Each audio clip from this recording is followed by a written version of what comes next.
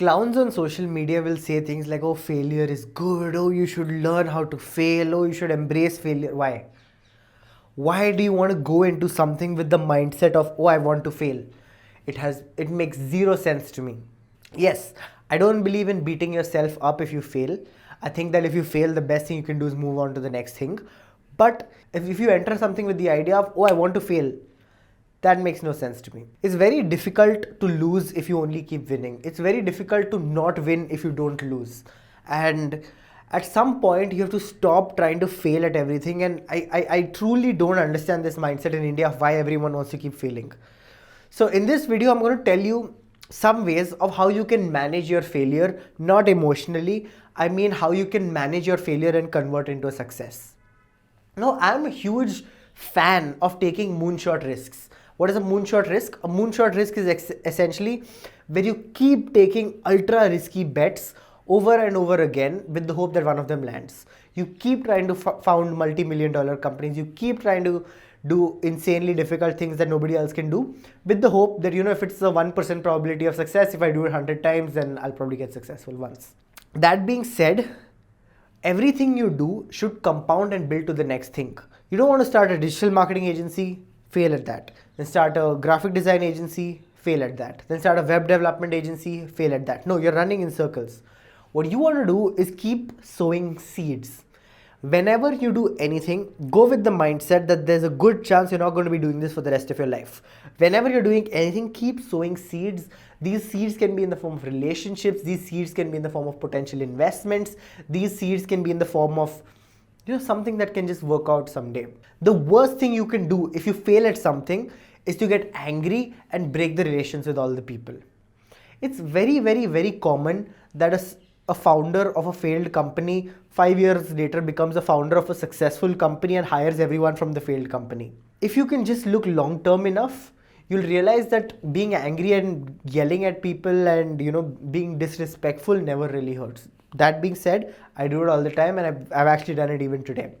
But over the long term, you need to keep sowing seeds. You need to, you see something going on somewhere, just sow your seed over there. You see some guy in your college is doing something nice, sow your seed, help him out with something.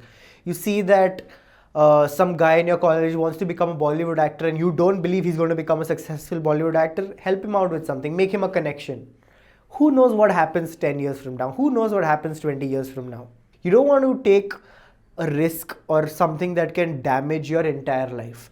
But as long as that's you're not risking going to jail or you're not risking bankrupting your parents, as long as you're not doing that, you can take extreme amounts of risk as long as you keep sowing seeds and compounding things. Number 2 is always take the path that prioritizes learning. Now, everybody says this all the time, but let me give you an example. So back when I was in college, I wanted to start a company. Everybody told me it's a bad idea to start a company. I obviously still wanted to start a company. And it was a Web3 startup. I planned to launch a token of its own. You don't need to get into what that is. But whenever you launch a token in Web3, you have to do something called tokenomics. Now, at that time, this was the raging bull market of 2021. Tokenomics was an extremely valuable skill. People would charge $250,000 a week to do good tokenomics for you. And I truly believe that I would not be able to learn this thing. But you know what? I could have outsourced this job. Of course, I couldn't afford $250,000, but I would find somebody who could do it for $2,000 and outsource that. But what I did is I spent 3 months learning tokenomics. I delayed my startup by 3 months. And guess what happened? Because I had delayed it so much, the market completely collapsed. You might have heard of what happened with FTX, what happened with Luna, all of those things started happening. And I essentially had to quit the business. But you know what happened after that? After that, till now, I am a tokenomics consultant. I help companies with tokenomics. And this would not have happened if I had outsourced the tokenomics to somebody and raised money and made a few $100,000 and then lost the whole thing just like everybody else did. So the fact that I spent 3 months delaying my startup, and 3 months in startup time is like 100 years in normal people time. I spent 3 months in the startup trying to learn something is what kind of pivoted or what kind of shaped the rest of my career. And honestly, sometimes now with my tokenomics consultations, I make more than the annual revenue of the monthly revenue of a few startups combined.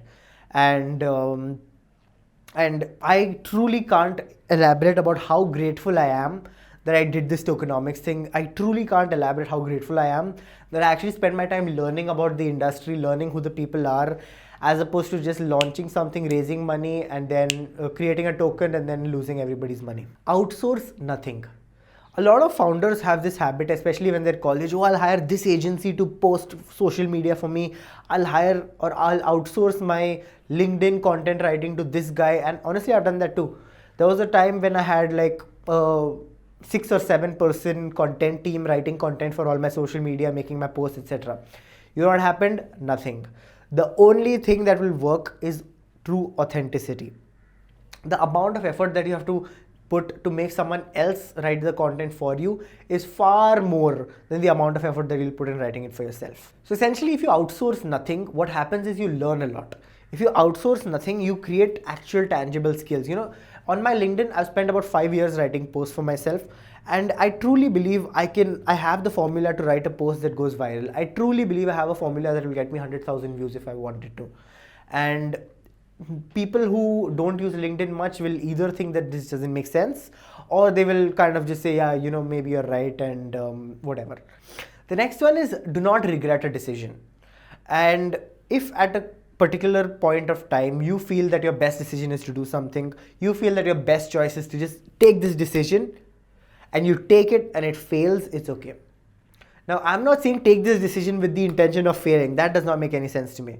But take this decision with the intention of succeeding. But if it fails, the only good thing that you can do is to move on. You must have all seen those guys in college who some girl broke his heart and for like 5 years he's gone crazy. Honestly, I was one of those guys. But he ruins 5 years of his life because of like one bad decision.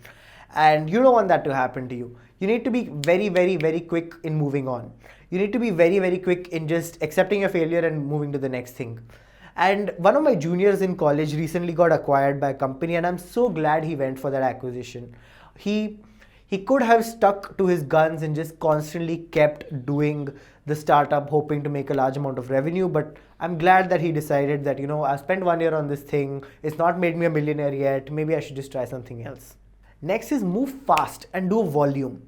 A lot of people move so slow.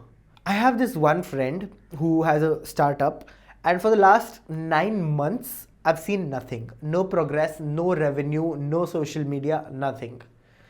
It's all ideation for 9 months. No, that does not work. If you're a startup, if you're somebody who's starting from zero, speed is the only thing that matters. Because if you spend 9 months to ideate and then you execute it after 1 month, your competitor is just going to see what you did and make that in the next month. And if you have this mindset of keep ideating, someone is just going to steal your ideas. Your ideas are meaningless. You just need to keep moving as fast and also do volumes. Let me give you an example. When I was in college, I did somewhere between 35 and 50 internships. I don't remember what the actual number was. And a lot of people told me at the time, you're crazy. But you know what happened? If I were to fail or get kicked out of one internship, I still am currently doing 3 more internships. If I were to, you know, not perform at one internship, I'm performing at another internship. And essentially this kind of nullifies your failure, where something like if an internship didn't work out, if my boss is unhappy with me, or if I, for whatever reason, if I've not performed well, I can still say to myself that, you know what, this one really likes me. This also applies to college committees. In my college, there were like 25 committees and I was in all of them. I even like went to the top of like 4 of them. And it's all about the volume of output. If you work with 25 companies, you basically know everybody in the college, and everybody in the college knows you. And having that network, of course, helps. But more than that, you get the experience of doing like insanely large amount of work in a short period of time. There have been times when I've had like 6 meetings at the same time and I've attended all 6. And I don't do things like, oh, I have to go to the washroom, and I don't lie. I found a way to attend 6 simultaneous meetings. In fact, I remember during COVID when everything was online, I used to have 3 laptops.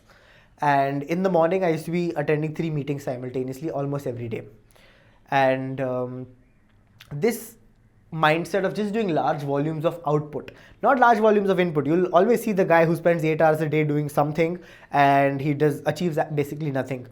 Not that. You have to get large volumes of output done. Like I truly have a book full of internship certificates.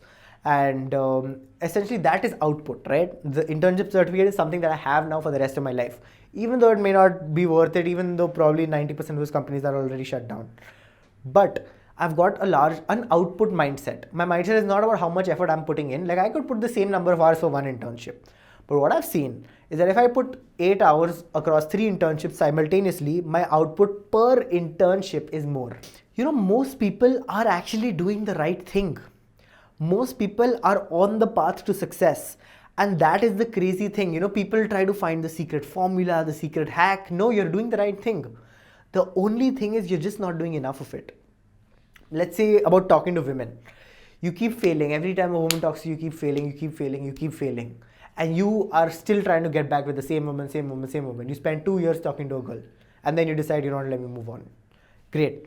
Now, what you have learned in 2 years could take someone 2 days if they just moved on quick and they did a large volume of work. So now a lot of people kind of talk to like 10, 15, 20, 30 women simultaneously, and I'm not saying you should do this. I'm just saying that if you have the mindset of the large volumes, you will learn far, far, far quicker. And the last thing is to document everything. It should be on Instagram. It should be on LinkedIn. Everybody should be able to know what you were doing 4 years ago. And that is not the important part. The important part is not so you can show your friends that, 4 years ago I was working 8 hours a day and blah. That's not the important part. The important part is so you can see it yourself. And you can see it yourself in public. It's undeniable proof that you put in the effort. Right now, a lot of people like to tell me that, you don't work at all, you have no idea what struggle is, blah, blah, blah. But if I go to my Instagram, I can publicly see the effort that I was putting in at 4 in the morning every single day for like 3 or 4 years. And having that undeniable proof gives you the confidence that will reduce your likelihood of failing. If you like this video, then please give me some suggestions of what else I can do. Tell me what you failed at. I would really like to hear something that you failed at, and if you actually moved on or how you moved on, etc., etc. Thank you.